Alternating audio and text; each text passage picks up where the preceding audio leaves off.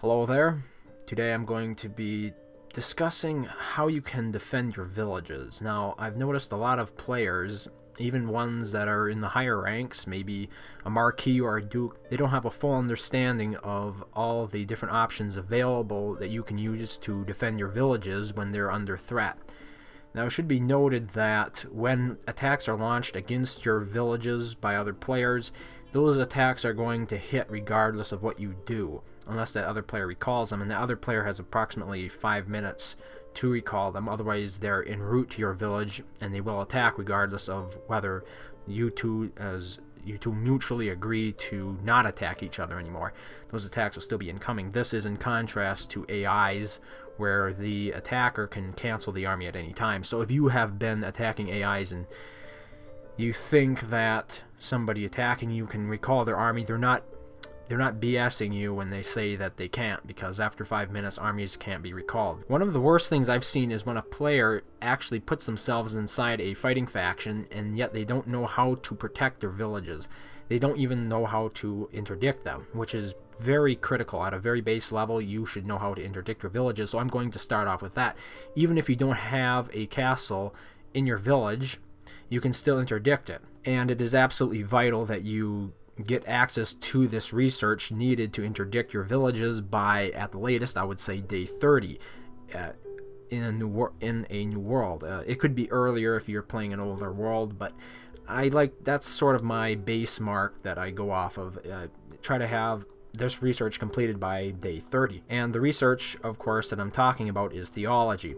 Now, once you research theology to level 5, you gain access to ordination. And once you research ordination, at least one point, you can hire one monk in your villages. In addition to having a monk, you're also going to need to put one research point into Eucharist. And Eucharist allows you to send peace protection to your village. And this is called Interdiction within the game, or ID for short. And it behaves in a similar way to peacetime for your villages, except it prevents any players or AI from sending attacks at that village. And one of the most important things to remember is that you only need 1 point of research into Eucharist to send monks to your villages, regardless of what rank you are. A lot of players, I think, misunderstand when it says, when you look at the description for Eucharist, and the first bubble of research, for example, says interdicts target rank level 8. When I was still learning the game, I even misunderstood this because it is misleading. This means that you can't interdict other players that are higher than level 8. You could be a duke, you could be a marquis, and you could still interdict yourself using monks with just 1 point into Eucharist. Of course, it's very useful to have additional points into Eucharist because it allows you to interdict allies on your team. It makes you much more useful in the game, but it is not necessary for interdicting yourself. You just need that 1 point. So how to go about interdicting a village? Now, as usual, you can enter a village by double-clicking on the shield above it, also known as your coat of arms, and then simply go to the Make Units tab. This is a little horse and rider icon, and then of course you have your monks. They're the first units on the left. Once you recruit a monk, you can go back to the map, and this is where a lot of new players also make a mistake. Let's say I want to interdict this village right here. Now you might think, well, I'm going to need to send a monk from this village. That's obviously the shortest route. I could, I click on the shield and I select the village I want to send the monk from, and then click on the icon of the village I want to send the monk to, and then in the right hand side of the screen there is a little send monks button, and I would be able to send them, but it would take 7 minutes, and this can really get to be a problem if your villages are far apart. So instead, what you want to do is, this is the village I want to interdict, so instead I have already hired the monk in here, and I'm going to click send out monks in the right hand side of the screen again, and select the exact same village the monk is coming from. And you can do this for various things, but it doesn't work too well with anything but monks. It is very hacky. It's almost as if the developers never intended it to be a feature, and then it became popular, so they just left it in, because you can't send absolution, you can't send excommunication. I pointed to the wrong ones, but you can't send anything else besides ID to that village from that village, and that includes scouts.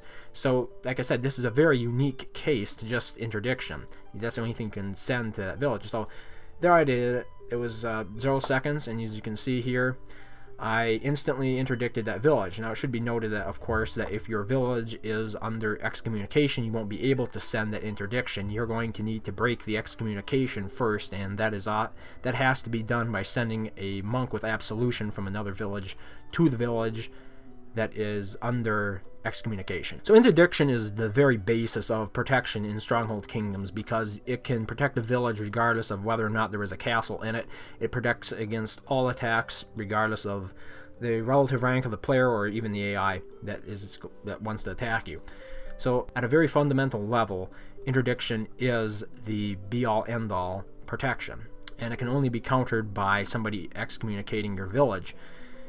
But there is another option for those who don't have a castle, and that is using vacation mode. Now, vacation mode can only be activated twice per calendar year, and it requires a 7-day or greater premium token in play to activate.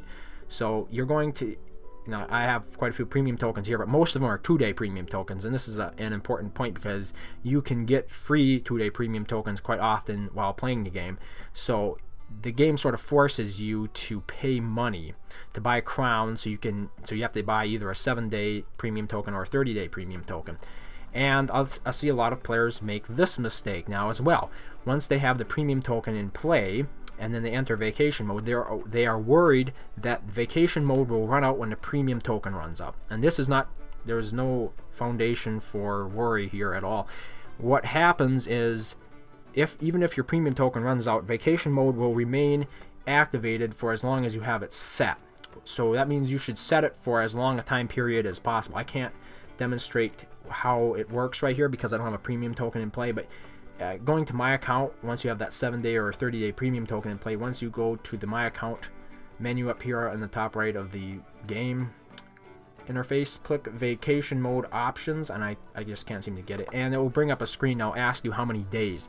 Set it for the maximum number of days. Now you can't cancel before 3 days are up, but there's no reason why you shouldn't set it for the maximum number of days, which is 15, because even after those 3 days are up, you can log in then anytime and break that vacation mode early, which is good for catching your enemies by surprise, because you don't want your enemies to, you don't want to do anything predictable. So if you are going to be away for something like 15 days, you're probably going to want to come back maybe on day 13, because they're probably not going to be expecting you back that soon, and then they won't have your villages locked down with excommunication, which is a problem in and of itself. So of course vacation mode is sort of the absolute form of interdiction, I guess you could view it, but you can only use it twice per year, and it also requires that you have a 7-day or 30-day premium token in play. Ideally, you would want to put your villages into vacation mode at the time, or just before the premium token runs out. That would be making the most use of it, but you can still set up auto trade and other premium features that will run while you're off in vacation mode. And vacation mode does prevent all attacks. That includes attacks from players and AIs. However, it should be noted that it only will protect the villages on the server that you play the premium token on and activate the vacation mode. So if you play multiple servers with the same account, say you play UK World 1, USA 3, and Global Conflict 1, and you put your game into vacation mode on Global Conflict 1, you're not going to be able to log into the other 2 worlds that you play to protect any of those villages there while your vacation mode is active, but at the same time players in those other 2 worlds can still attack you. So it's very important that you realize how limiting the vacation mode option can be. It really, I think it's a downside if you're being locked out of your client essentially, which is what vacation mode does. You can't log in for the first 3 days it's activated. If you're going to be locked out like that, it should apply to all your villages, but it should apply to all your villages on all worlds. But that's just a pet peeve of mine. Maybe I'm way off base with this, so I'm going to leave you with that. So after covering interdiction and vacation modes, and sort of the ultimate form of defense that nobody can remove, I guess is the important thing. Then we have the castle. And the castle can be removed, obviously, by other players attacking it. And there are 2 basic ways to defend the castle. One is if you're being attacked, but the attacks are not timed. And this is generally a display of inexperience on the part of the attacker, because very good players, they're always going to time their attacks if their attempt to take your castle is serious. Maybe they believe they can take it with one attack, in which case it wouldn't be a sign of their relative inexperience, but most castles between experienced players fighting will be taken through timed attacks. And to define what a timed attack is, it is essentially a lot of players, or even one player, sending a whole bunch of attacks at a target that will land within just a few seconds of each other. So if you have it set up to hit my village, for example, at I don't know, right now it's 5:17, let's say 5:20 a.m. All those attacks would hit that village at the same time, making it pretty much impossible for me to repair it. Now, there are some people that can successfully do it, and we'll cover that in a minute, but first I'm going to mention the attacks that are not timed. In other words, staggered. You have an opportunity, usually a time frame of several minutes or more, to actually repair the castle, the damage those attacks do to your castle in between attacks. And the best method for this, of course, is to push your archers all the way out to the front. That way you can deal the maximum amount of damage to the catapults. So you're going to be inflicting great casualties on the attacker's troops. And you're going to lose some archers, but it's not going to be a big deal. You can eventually draw in your horns, but really, when the attacks are not timed, they're probably not going to take your village anyway, if you know how to defend. So you want to get those archers all the way out, cause as much damage as possible. As what you sort of see here with this village, the archers are, for the most part, all on the exterior towers as opposed to being inside, where they can do more damage when they're out here on the exterior towers, which is important. Then when it gets to timed attacks, if there are more than, say, 5 timed attacks, it all depends on the player who's doing the attacking. There are all different levels of skill when it comes to attacking. I would say anything more than 5 attacks, consider clearing a path to the keep. Consider it. Don't, maybe you think you can defend, go for it if you think you can, but this is an alternative strategy, and it's generally colloquially called piking the keep. And it's where you will clear out a path to the keep from whichever side you believe the attacker will be attacking from. So let's say I decided that I'm under attack right now. I've got 10 timed attacks on me, and they all land within a few seconds. So what I would do then is I'd take a gamble on it, and I'd say, well, they're probably going to be coming from the front of the castle. Then I remove all of my units from the castle. I remove the towers right here in front of it. There'd be 3 of these and some of that moat. And then I wait until all but the very last attack has hit me. And the very last attack will usually be the captain. You can tell which attack is the captain, because when you go to the attack screen, the captain attack will have a little icon. It will show up. The captain will show up. Unlike, it won't tell you the other troops that are coming at you, but it will tell you if the captain's coming at you. So it's easy to keep track of where the captain is. So you can try to instantly pike units into the keep before that captain hits, and usually it'll just be a few seconds. So you have a few seconds to do this, and the best way to refresh your castle quickly, of course, is by kicking a unit off of your walls.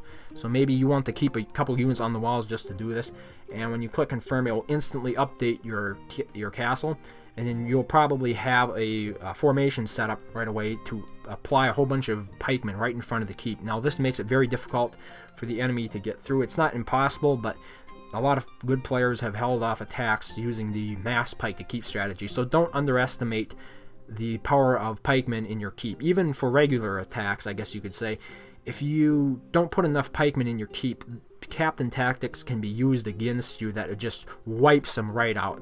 Like the pikemen I have in my keep right now, it's not sufficient to hold off a good attacker. I would want to put more pikemen in the keep, which is why when I design castles, I usually move this front tower out a couple more spaces so I can have at least 3 rows worth of pikemen right there in front of the keep. It makes it more difficult for the attacking player to wipe it out using captain tactics, such as archer volley. It's usually the one that's deployed to remove pikemen from the keep. So now that you know the fundamentals of how players will attack you, I think some more focus should be put on how to design the castle. And this is going to be as brief as possible because I don't want to get this to get too long. What you want are great towers all the way out to the edge. This is a fairly decent design here. I captured it friendly off of another player who's a friend, And it is a decent design. I have really no complaints about it, which is why I didn't do anything about it. The principle behind a castle design is great towers all around the perimeter, right out to the white line. And once you have all those great towers moved out to the perimeter, then you can start building your barracks and stuff inside. And the barracks should usually go in the four corners, and sometimes a layer worth of barracks right here in the back, because it is difficult attacking from the rear. It's more difficult than really any other side of the castle. The front of the castle is usually the easiest, but you'll see players mix it up a lot. Then of course you'll also have the ballistas in the corners with the barracks. That is pretty generic. There really isn't much deviation from that. I've seen a lot of different designs tried, but this is the de facto, this is the go-to that most players use. And of course pitch, which is invaluable. You can put the smelters wherever you have room. Of course the corners are ideal because it's harder to target the corners with catapults, especially if you're going for a cap. But I've seen some players put them in the back as well. It varies, but I think this is a decent template. If you're wondering why there are bits of walls inside the moat, it's so you can put oil pots. Generally, my garrison composition will be comprised of probably 375 archers and 25 pikemen. You can go all the way to 400 archers, but if I can't get online or something and get a surprise attack, you really want something in the keep, because having nothing in the keep is ridiculously easy to raise something like that, even if you have 400 archers on the walls. And also having at least 350 archers on the walls plus the fully upgraded keep will pretty much guarantee that other players can't scout your castle. So if keeping your castle secret is important to you, that'll probably be right up there on your list. Finally, before wrapping this up, I'd like to mention reinforcements. Now, reinforcements can be invaluable if like a lot of the troops that are native to this village are getting killed off with multiple attacks. You can use reinforcements, and reinforcements can either be sent from your liege lord or from other players reinforcing from their village barracks to yours. Now, if they're from your liege lord, your liege lord will actually be able to station a full army in here without actually reducing the amount of units they can have in their own village. So this is ideal. To have a liege lord that will station a whole bunch of troops, especially archers, in your village. It is not always possible, but if you're a good player, most likely you're going to have liege lords who will send you 400 archers, so you can have your unit space occupied with other stuff like an attack army, monks for monking parishes, or even merchants for selling goods. So the other form of reinforcement, of course, is from villages or parishes. Now you can reinforce your own village by clicking on the Send Troops button. This will remove troops from the barracks of the village you're sending from and send them to the Reinforcements tab of the village you sent them to. This means that you're not going to be able to station as many troops in the village that you sent them from, so it's less than ideal, but under emergency circumstances it is perfect, because you're going to need those troops.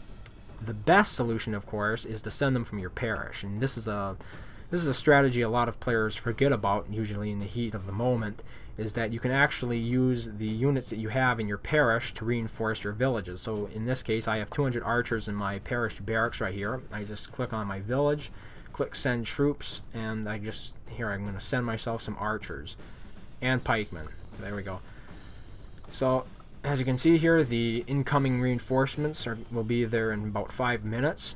Once they arrive, I can deploy them into my castle, and they will be under the reinforcements flag, which is green. I think that pretty much covers it all.